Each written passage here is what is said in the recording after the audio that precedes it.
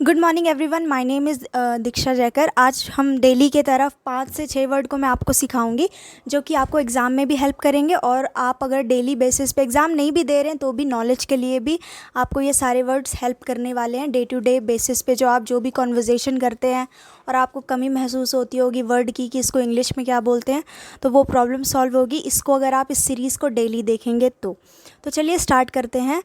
तो ये आपको मैं बताती हूँ सबसे पहला शब्द क्या है। आज के न्यूज़पेपर में एडिटोरियल सेक्शन से मैं वर्ड्स को उठाती हूँ। तो ये एडिटोरियल का अगर आप देखना चाहें तो आप 1-2 आर्टिकल पढ़ेंगे, आपको ऑटोमेटिकली ये वर्ड्स मिल जाएंगे। तो देखिए फर्स्ट वर्ड आप सीखेंगे टेम्पटिंग। टेम्पटिंग का मतलब होता है कोई चीज़ अगर टेम्पटिंग है तो आप क्या कहना चाह रहे हैं कि वो चीज़ आपके अंदर लालच पैदा कर रही है।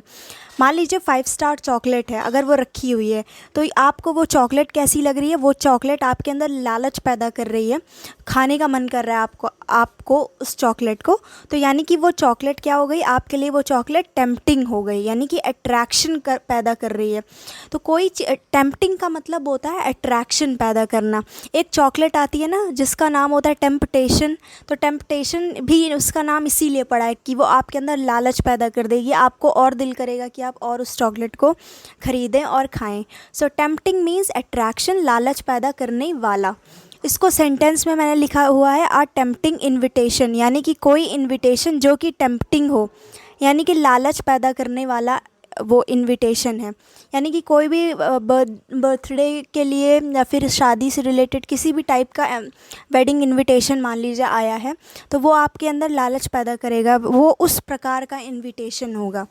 तो अ टेम्पटिंग इनविटेशन इस तरीके से सेंटेंस में यूज़ कर सकते हैं। इसका मतलब ऐसा इनविटेशन जो आपके अंदर लालच पैदा कर दे रहा है कि हाँ मुझे ज़रूर से जाना चाहिए। सो अ टेम्पटिंग इनविटेशन। नेक्स्ट वर्ड है आपका ऑब्सक्योर। ऑब्सक्योर एग्ज़ाम लेवल वाला वर्ड है।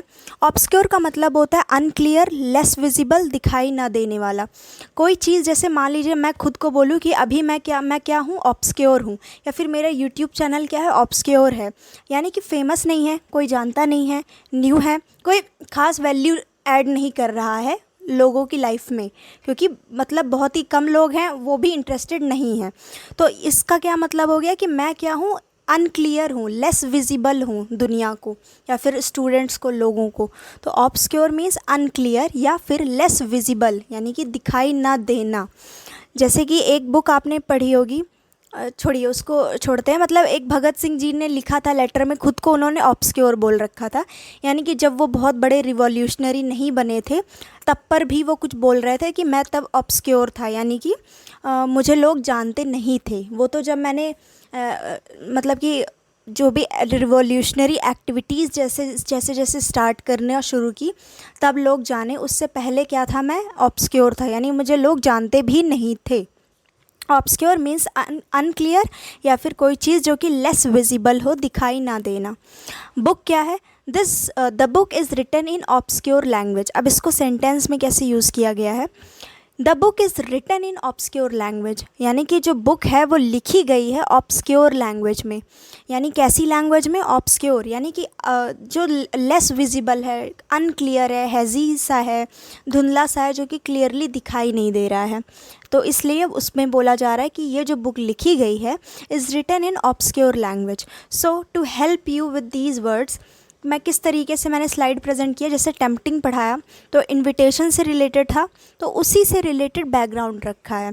और आपको ये एज इट इज़ PDF मिलेगी मेरे टेलीग्राम चैनल पे, जिस पे आपको ये बैकग्राउंड सेम ऐसा रहेगा, जिससे ध्यान आ जाए कि पढ़ते वक्त कैसे आपने इसको सीखा था।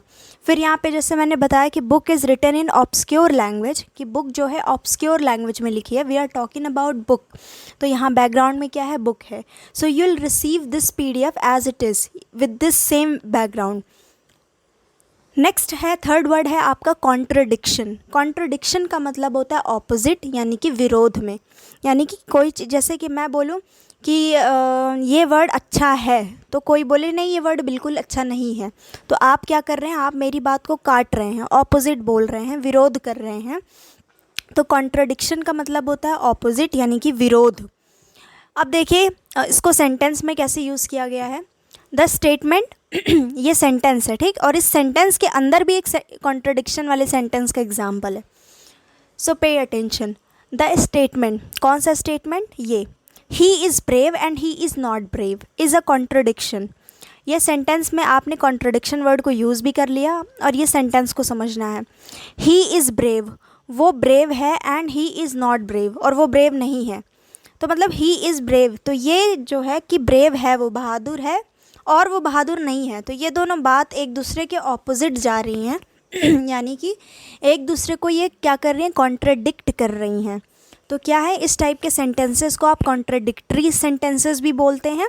और आपने ये भी देख लिया ये कॉन्ट्रडिक्शन जैसे वर्ड का आप यूज़ कैसे करते हैं। मान लीजिए ये सेंटेंस किसी ने लिखा, तो आप बोलना चाह रहे हैं कि this sentence is contradictory sentence, कि ये सेंटेंस तो कॉन्ट्रडिक्ट कर रहा है। ठीक है, तो इस तरीके से आप इस वर्ड को यूज़ कर सकते हैं। बहुत अच्छा वर्ड है कॉन्ट्रडिक्शन। नेक्स्ट आपका फोर्थ और मे बी फिफ्थ वर्ड है हेजीमोनी। हेजीमोनी का ये ऐसे वगैरह में काम आएगा। हेजीमोनी का मतलब होता है जो भी ऐसा ऐसे जो कि इंटरनेशनल रिलेशन से रिलेटेड हो, उस टाइप में। हेजीमोनी का मतलब होता है डोमिनेंस, यानी कि खुद का प्रभाव।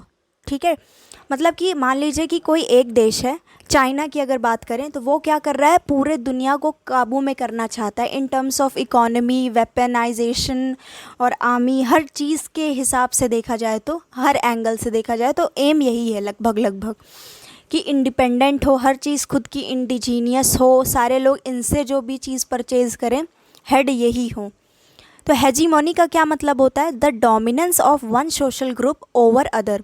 कोई एक सोशल ग्रुप का या फिर कोई एक पर्टिकुलर देश का बाकी हर देशों पे क्या होना, प्रभाव होना, डोमिनेंस होना, यानी कि हिंदी में, शुद्ध हिंदी देसी लैंग्वेज में दबदबा होना।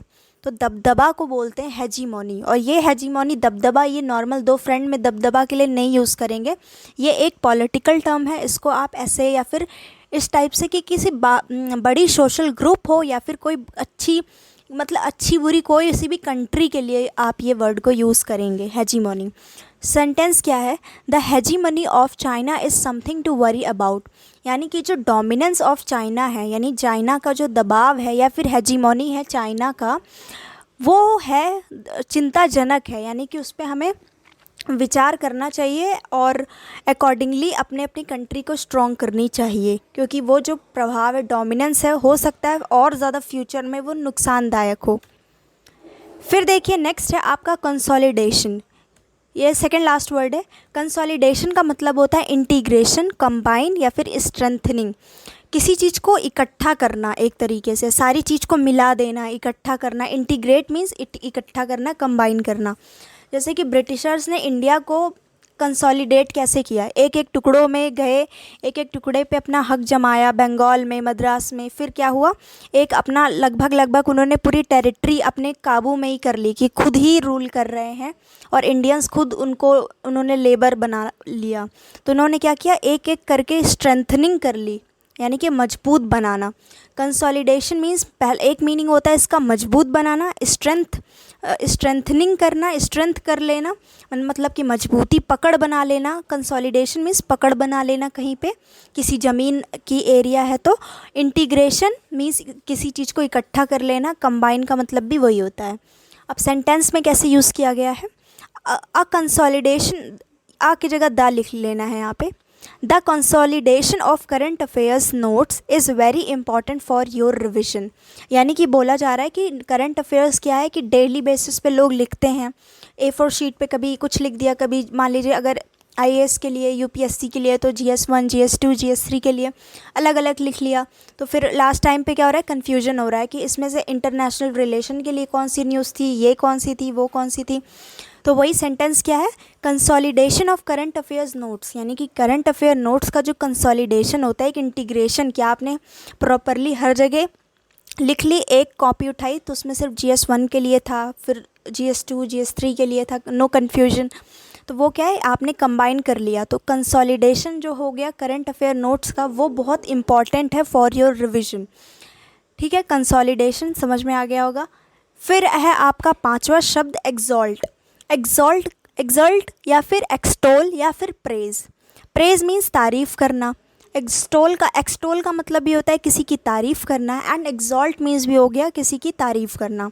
तो आज न्यूज़पेपर में मिला है वर्ड ये मुझे स्लाइड बनाते समय याद आया, that's why I will included this extol word भी। यू कैन मतलब कि आप इग्नोर कर सकते हैं, you can ignore this word extol at the moment. अभी सिर्फ इसी को ध्यान दें, एक साथ सिनोनिम्स करने की ज़रूरत नहीं है, it will create pressure on you. तो इसका सेंटेंस क्या है, teachers exalt students to motivate them, यानी कि जो टीचर्स होते हैं वो तारीफ़ करते हैं स्टूडेंट्स की ताकि उन्हें मोटिवेट किया जा सके। जैसे कि किसी से कोई क्वेश्चन पूछा और किसी ने आंसर अच्छा दिया तो टीचर्स क्या करते हैं, उनकी बहुत ज़्यादा तारीफ़ कर देते हैं कि yes this person is studying very well, तो ये इंसान क्या है अच्छे से कर रहा है, ताकि वो इंसान मोटिवेट हो सके। तो एक्सॉल्ट का मतलब समझ में आ गया होगा, यानी कि तारीफ़ करना। तो ये अब सेशन को एंड करने से पहले एक बार इसका करेंगे फिर से एक रिविज़न। सबसे पहले आपको मैंने सिखाया था वर्ड, फर्स्ट था टेम्पटिंग। कोई चीज़ अगर टेम्पटिंग है यानी वो लालच पैदा कर रही है आपके अंदर। नेक्स्ट वर्ड आपने सीखा ऑब्सक्योर। ऑब्सक्योर मीन्स कोई भी चीज़ जो कि ज़्यादा फेमस नहीं है या फिर क्लियर नहीं है, लोगों की नज़र में नहीं आ रही है, यानी कि वो अभी क्या है, ऑब्सक्योर है। थर्ड है आपका वर्ड कॉन्ट्रडिक्शन, यानी कि ऑपोजिट, कोई चीज़ जो कि विरोध में हो, ऑपोजिट हो। फिर चौथा वर्ड है हेजीमोनी, यानी कि डोमिनेंस, यानी कि प्रभाव। फिर आपने देखा था वर्ड कंसोलिडेशन, बहुत अच्छे से समझाया, जिसका मतलब होता है कंबाइन करना, स्ट्रेंथनिंग करना, इंटीग्रेशन करना। फिर क्या था, एक्सॉल्ट मीन्स एक्सटोल या फिर प्रेज करना, यानी कि किसी इंसान की तारीफ़ करना। तो ये था आज के आपके सुपर इम्पॉर्टेंट 5 वर्ड। कम है ताकि वो हर टाइप के लोगों की हेल्प करें, क्योंकि द हिंदू के जो वर्ड होते हैं मे बी सब कुछ लोगों को टफ़ लगे, पर ये मतलब कि ऐसा है कि सभी के लिए है। जैसे हेजीमोनी क्या है कि ये एस्पिरेंट्स के लिए है जो कि एग्ज़ाम के लिए प्रिपेयर कर रहे हैं, उस टाइप का वर्ड है। क्योंकि मतलब पता है तो बहुत अच्छी बात है, नहीं भी पता है रहेगी नॉर्मल बेसिस पे तो चलेगा, बट एग्ज़ाम वालों के लिए अनिवार्य है, यानी कि कंपलसरी है, इनएविटेबल है इस वर्ड का पता होना। Because when you have to whenever you want to write ऐसे, this word you must know, because ऐसे क्या होगा, एग्जामिनेशन पर्पज से इंटरनेशनल रिलेशन IR से रिलेटेड ये यूज़ ज़रूर होगा, या फिर डायरेक्टली क्वेश्चन में ही आ सकता है इन हेडिंग। नेक्स्ट है कॉन्ट्रडिक्शन, नॉर्मल वर्ड है, कोई खास नहीं था। ऑब्सक्योर एक अच्छा वर्ड है। नेक्स्ट टेम्पटिंग, नॉर्मल वर्ड है, डे टू डे बेसिस जो स्पोकन इंग्लिश के लिए कर रहे हो तो उनके हिसाब से टेम्पटिंग एक अच्छा वर्ड है।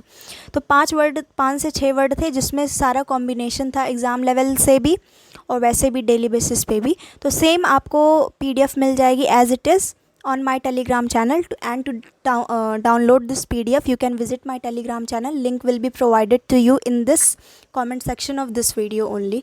So thank you so much for watching this video. I'll see you tomorrow.